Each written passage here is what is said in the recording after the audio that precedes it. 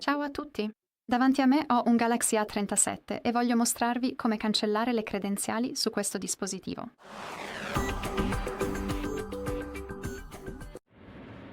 Quindi, prima di tutto dobbiamo trovare e aprire le impostazioni. Fatemi tornare indietro.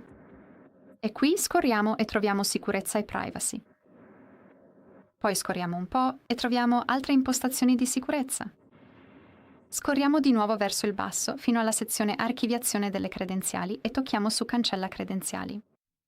Tocca su Rimuovi e non solo riceviamo questa informazione, ma anche questa opzione è inattiva, il che significa che abbiamo appena rimosso con successo tutti i certificati salvati.